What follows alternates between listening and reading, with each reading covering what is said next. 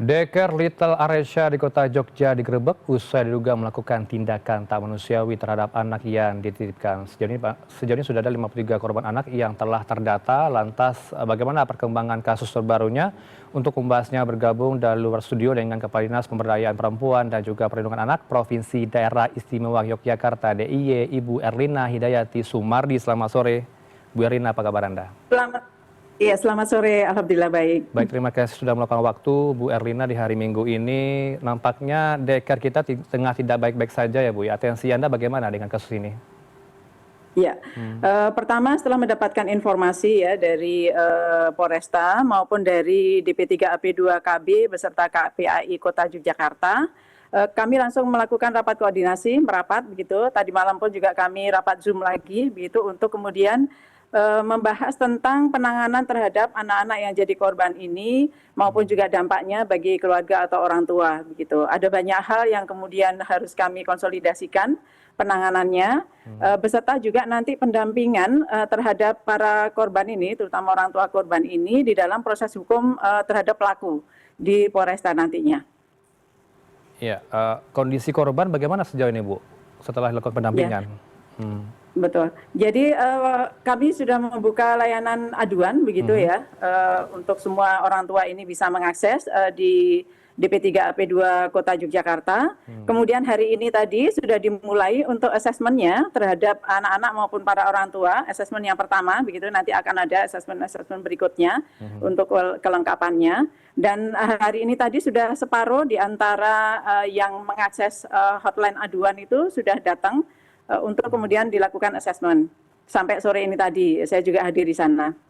Dan besok masih akan dilanjut untuk asesmen bagi anak dan orang tua yang di luar dari yang sudah hadir pada hari ini. Sampai nantinya semuanya ter-assessment. Dari data yang kami mendapat informasinya, yang mengakses Deker ini, begitu ada di antaranya ada 103-an ya jumlahnya, tetapi nanti masih akan update informasinya. Sementara yang kami dapatkan data yang sampai hari ini itu ada di Deker itu ada 53 anak. Sehingga kemudian ketika kami buka hotline tadi dari OPT PPA Kota Yogyakarta menginformasikan sudah ada 70-an yang mengakses layanan aduan tersebut. Artinya orang-orang tua dari anak-anak yang ada di Deker tersebut maupun yang sudah pernah ada di Deker tersebut tetapi sudah keluar begitu. Ini menjadi perhatian dan ini akan update terus angkanya begitu ya, mungkin akan bertambah dari 70 yang ada itu dan semuanya nanti akan ter-assessment. Baik, kondisi psikologisnya juga belum bisa diketahui begitu ya Bu setelah mendapatkan kekerasan. Ya, tadi masih awal ya, artinya bertemu dengan orang tua, kemudian melihat juga anaknya, tetapi nantinya akan ada asesmen berikutnya, tidak hanya psikologis gitu ya, tetapi juga nantinya dari sisi kesehatan fisik maupun tumbuh kembangnya seperti apa anak-anak ini, kemudian juga memerlukan layanan apa saja. Yang jelas kami menyiapkan semuanya, baik layanan psikologis, layanan kesehatan, layanan pendampingan hukum maupun nanti paskanya. Baik. Optimalisasi pemulihan korban sejauh ini seberapa lama waktunya akan dibutuhkan biasanya Bu? Ya, nanti tergantung ya, tergantung dari dampaknya terhadap anak-anak tadi. Artinya seperti apa psikologisnya, seperti apa masalah tumbuh kembang, kesehatan dan sebagainya. Masing-masing anak nanti spesifik bisa jadi akan berbeda-beda penanganannya begitu, tergantung dari kondisinya. Kemudian terkait dengan trauma healingnya, trauma secara psikologis tidak hanya terhadap anak-anak, tetapi juga terhadap orang tua, karena kondisi orang tua juga kondisi psikologisnya begitu tertekan, merasa bersalah dan sebagainya begitu karena mempercayakan anak-anaknya di Deker tersebut begitu. Sehingga itu akan mungkin memerlukan waktu yang tidak sebentar. Kami sangat komit untuk kemudian menyelesaikannya sampai tuntas begitu. Tapi benar yang didalami oleh pihak Anda, anak-anak tersebut mendapatkan tindakan yang tidak manusiawi seperti diikat? Iya, benar. Motifnya apa kira-kira Bu? Jadi, ya memang yang disampaikan kepada kami ada foto, ada video, termasuk tadi ya hari ini assessment tadi kami mendapat banyak informasi dari UPT PPA Kota Yogyakarta. Tadi juga saya hadir di sana begitu terkait dengan kondisi psikologis maupun dari tanya jawabnya, begitu ada beberapa yang kemudian terungkap memang ada bentuk-bentuk kekerasan. Oke, dan keberadaan daycare ini sendiri juga diketahui tidak berizin. Ini benar? Informasinya begitu, tidak berizin. Mhm. Lantas bagaimana sejauh ini pengawasannya, Bu, sehingga ada daycare yang tidak berizin? Ya, jadi sebetulnya kalau itu daycare-nya berizin, itu kan selalu di bawah pengawasan ya dari Dinas Pendidikan maupun dari Dinas PPPA untuk pemenuhan hak anak dan perlindungan anaknya. Yang ini memang tidak berizin sehingga memang tidak ada di dalam pantauan dibandingkan dengan yang berizin tadi. Tetapi memang ini ada kelemahan sistem ya, artinya bahwa kewilayahan harusnya melakukan pendataan ataupun memahami usaha-usaha apa yang ada di lingkungannya, kemudian juga mencek apakah berizin atau tidak gitu. Jadi ini kan memang salah satu bagian dari yang akan kami lakukan adalah perbaikan dari sistem sehingga memastikan tidak akan lagi terjadi yang seperti ini. Artinya ada daycare yang juga tidak berizin. Di samping hal-hal lainnya tidak hanya daycare nantinya ya, termasuk yang satuan PAUD sejenis, PAUD, TK, dan usaha-usaha lain yang itu terkait dengan anak. Baik, awal mulanya apakah pihak Anda juga mendapat informasi ini dari mana awal mulanya terendus ya sehingga muncul ke permukaan dan viral di media sosial? Ya, informasinya memang dari salah satu pengasuh begitu yang memiliki permasalahan ingin resign tetapi dipersulit begitu, termasuk ijazahnya ditahan ya, sehingga kemudian mengadukan permasalahannya itu dan kemudian terbuka informasi-informasi lainnya, sehingga kemudian diadukan ke kepolisian dalam hal ini Polresta dan kemudian diadakan rapat untuk memastikan begitu dan kemudian dilakukan penggerbekan. Baik, artinya setelah diketahui ada yang tidak benar di daycare tersebut terungkap dan kepolisian turun tangan termasuk dari pihak Anda?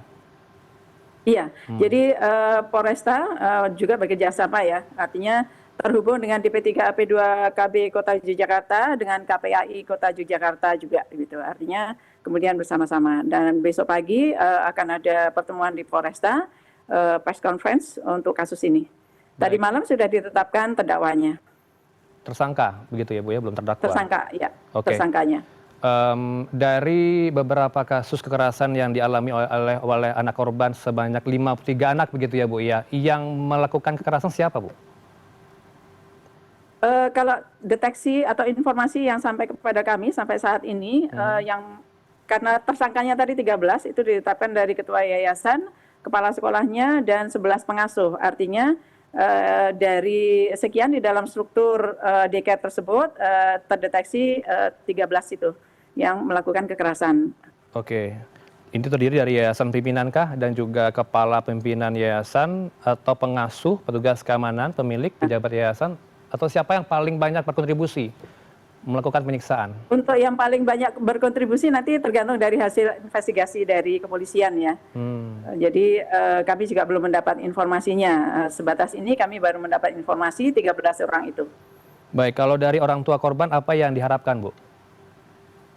Pertama memang pemulihan terhadap anak-anaknya ya, artinya deteksi terhadap pemeriksaan, artinya pemeriksaan terhadap psikologisnya, kemudian kondisi fisik dan tumbuh kembangnya, dan kemudian ada upaya kesehatan untuk bisa memulihkan anak-anaknya. Jadi itu penting sekali karena ini kan anak sedang dalam tumbuh kembang ya, dan harus dipastikan tidak terhambat begitu, sehingga nanti bila dijumpai ada permasalahan-permasalahan terkait dengan 3 hal itu, maka kemudian orang tua berkeinginan atau minta supaya nanti ada upaya untuk bisa memulihkan kondisi anak-anak korban ini. Ini salah satu keterangan orang tua yang saya dapatkan dari pernyataan orang tua yang bernama Windarto. Saya kutip statementnya Bu Erlina. Anaknya dititipkan dari 3 bulan sampai 2,5 tahun, dipercayakan di sana. Tiba-tiba muncul ada video anak kecil pakai pampers tanpa baju, diikat pakai kain. Tidak manusiawi. Ini Anda juga tahu soal ini? Iya, jadi saya mendapat informasi itu juga. Tadi termasuk saya juga ketemu dengan salah satu orang tua dan anak juga gitu ya. Memang kalau dari informasi-informasi yang kami dapatkan tadi di UPT PPA Kota, Daycare ini memang memiliki promosi yang sangat baik begitu. Oke. Kemudian berkomunikasi baik juga dengan orang tua. Orang tua juga mendapatkan dikirimi foto, video kegiatan anak-anaknya di situ dan normal-normal saja. Artinya tidak ada sesuatu yang patut untuk dicurigai begitu. Ketika ada sesuatu yang ditanyakan oleh orang tua kepada daycare ini oleh ketua sekolah, kepala sekolahnya daycare begitu ya, itu kemudian disampaikan informasi yang membuat mereka percaya. Artinya menganggap wajar-wajar saja begitu. Ketika mereka ada kecurigaan terhadap sesuatu terhadap yang terjadi terhadap anaknya begitu. Selama ini komunikasinya memang dibangun dengan sangat baik. Kemudian juga daycare-nya fasilitasnya lengkap dan sebagainya yang disampaikan kepada orang tua, yang dilihat oleh orang tua gitu. Meskipun di dalam kesehariannya mereka memiliki keterbatasan untuk bisa mengakses sampai ke dalam dan sebagainya. Artinya memang ada mekanisme-mekanisme yang ditentukan oleh daycare itu terhadap aktivitas anak-anak dan juga aktivitas antara orang tua dengan pengasuhnya begitu.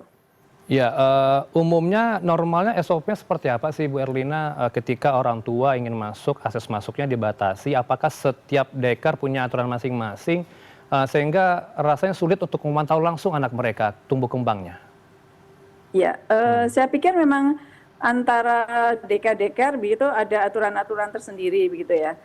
Tetapi pada dasarnya kan komunikasi antara orang tua dengan pengasuh itu seharusnya tidak dibatasi karena bagaimanapun kan orang tua wajib mendapatkan informasi tentang kegiatan anak-anaknya, aktivitas anak-anaknya, ada masalah apa ketika kesehariannya di daycare dan kemudian solusi-solusi terhadap beberapa permasalahan misalnya pas lagi sakit atau memerlukan obat tertentu atau apapun begitu itu harusnya kan terkomunikasikan dengan baik.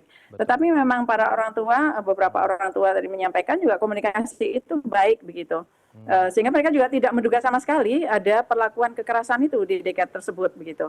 Atau jangan-jangan nanti ada bahan evaluasi dari dinas Anda sehingga ke depan standarisasi ini perlu diwujudkan sehingga setiap daycare itu harus punya standar masing-masing dari kementerian.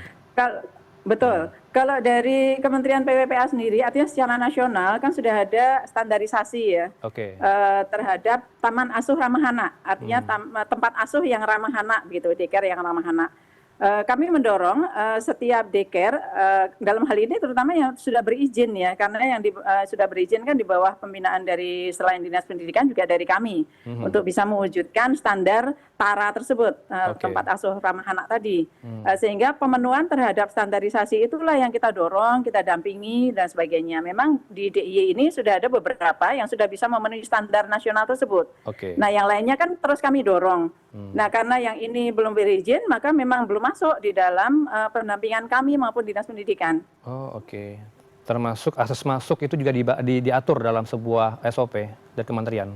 Iya, semuanya. Dari sarprasnya, dari SDM profesionalnya, dari struktur kepengurusan, dari lingkungan dan sebagainya, termasuk kelembaban ruang, macam-macam. Artinya taman asuh yang ramah anak itu standarnya harus memenuhi hak-hak anak, dan kemudian juga harus terpenuhinya perlindungan terhadap anak. Artinya tidak boleh ada kekerasan terhadap anak di dalam pengasuhan dan edukasinya.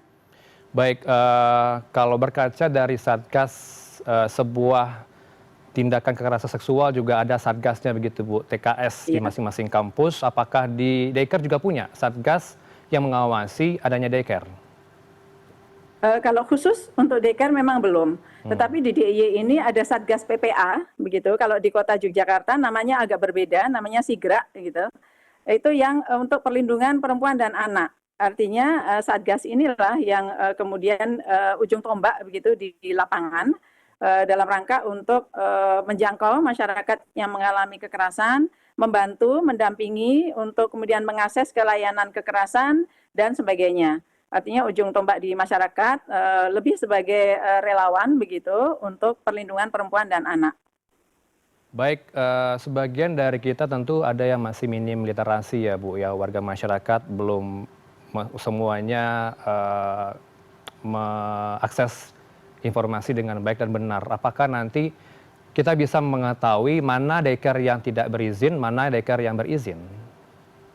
Iya, sistem ini akan kami perbaiki untuk Oke. kemudian bisa menyampaikan data yang lebih lengkap begitu. Kalau selama ini kan baru data ya, data daycare itu ada di mana saja gitu. Sehingga nanti akan kami lengkapi dengan lebih lengkap lagi untuk baik itu dari berizin atau tidaknya, fasilitasinya, SDM-nya seperti apa dan sebagainya, sehingga informasi yang jauh lebih lengkap itu yang bisa diakses oleh masyarakat dan bisa menentukan atau memutuskan akan milih daycare yang mana, dan kemudian survei ke daycare-daycare yang menjadi alternatif terpilih tadi. Ya, bagaimana dengan orang tua yang tidak paham, Bu, ketika mereka mendaftar ke daycare dan tidak berizin, mengetahui seperti apa? Menanyakannya bagaimana? Sebaiknya menanyakan izinnya ya. Pertama yang dipentingkan adalah apakah berizin atau tidak. Ya, Kalau tidak berizin ternyata kemudian pertama adalah jangan memasukkan anaknya di situ. Yang kedua adalah melaporkan kepada yang berwenang terkait gitu. Bisa ke dinas kami, bisa juga ke kewenangan yang terdekat. Misalnya kepala desa atau RT RW dan sebagainya. ciri-cirinya bisa diketahui tidak, Bu, ya? Kalau yang tidak berizin itu Agak sulit cenderung mungkin ya. bagaimana? Agak sulit untuk menilai apakah dari luarnya saja begitu ya, apakah sudah berizin atau tidak. Bahkan dari promosinya pun kan seringkali kan tidak memasukkan sudah berizin atau tidak dan sebagainya. Tapi perlu untuk dicek begitu, Oke. berizin atau tidak. Kemudian membuka websitenya gitu ya, di Dinas Pendidikan, karena perizinannya kan ada di Dinas Pendidikan wilayah setempat gitu. Apakah itu sudah berizin atau tidak. Bentuk mitigasi lainnya seperti apa, Bu, agar ke depan tidak terjadi kasus yang serupa di Jogja? Pertama ini gerak cepat ya, sudah dilakukan juga oleh DP3 AP2 Kota Yogyakarta untuk menugaskan masing-masing sigraknya di wilayahnya masing-masing untuk mendata daycare di wilayah gitu. Dan kemudian dari hasil data tersebut nanti akan dikoordinasikan dengan Dinas Pendidikan. Apakah di datanya Dinas Pendidikan itu sudah ada sudah berizin atau belum begitu, sehingga untuk yang nanti belum berizin pasti akan dilakukan pembinaan. Baik, dan Ibu Menteri diinformasikan juga akan ke Jogja. Urgensinya Iya. apa ke sana? Ya, pertama karena ada kasus ini ya, dan kemudian nanti akan rapat koordinasi untuk penanganannya, begitu, untuk memastikan para korban, anak-anak ini tertangani dengan baik, kemudian juga memastikan para orang tua juga mendapatkan pendampingan yang sebaik-baiknya, begitu, baik di dalam psikologisnya maupun di dalam pendampingan proses hukumnya, karena kan pasti akan menjadi saksi dan sebagainya. Kemudian juga rakornya adalah untuk supaya pencegahan tidak terjadi lagi yang seperti ini. Artinya nanti rakornya melibatkan semua pihak, baik dengan Dinas Pendidikan, DP3 AP2 KB ataupun Dinsos PPA-nya Kabupaten Kota dan sebagainya. Artinya tidak hanya di wilayah Kota Yogyakarta, tetapi juga untuk semua kabupaten kota yang ada di DIY ini. Baik, adakah hotline yang disiapkan jika nanti warga menemukan ada daycare yang tidak berizin atau mencurigakan? Ya, sudah dibuka hotline, tapi paling mudah begitu ya, silakan untuk mengakses 129.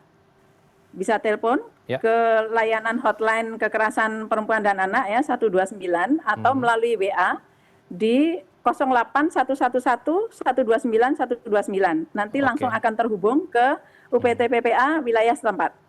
Baik, terakhir, Bu, Anda juga bersama pihak Pak Wali Kota hari ini ada rapat, apa yang dibahas, dan apa hasilnya sejauh ini, dari sore ini? Untuk wali kota tadi Pemkot sendiri ya, rakor untuk pemerintah kota Yogyakarta. Ya. Besok pagi baru untuk rakor bersama dengan Ibu Menteri. Oke, kita tunggu hasil evaluasi dari Kementerian Anda dan juga dari pihak Kementerian Pendidikan, karena ini juga turut ya izinnya didapatkan dari Kementerian Pendidikan begitu ya, Bu ya. Setiap daycare harus wajib punya kantong izin begitu ya, jika mengeluarkan sebuah perizinan dari penitipan anak. Dari perizinan dari Dinas Pendidikan. Dinas Pendidikan? Oh, bukan Kementerian Iya, Pendidikan? setempat. Oh, Lokasi setempat. wilayah setempat. Oh, oke. Kemendikbud kah? Dinas ya, Dinas Pendidikan. Oh, oke. Baik, terima kasih. Ibu Arlina, kita harapkan memang tidak ada kejadian serupa di kemudian hari dan ini menjadi kejadian terakhir dan kita harapkan korban akan selalu mendapatkan pendampingan dari pihak Kementerian PPPA. Terima kasih untuk atensinya Ibu Arlina Hidayati Sumardi, Kadis PPPADIY. Selamat sore. Selamat sore, terima kasih.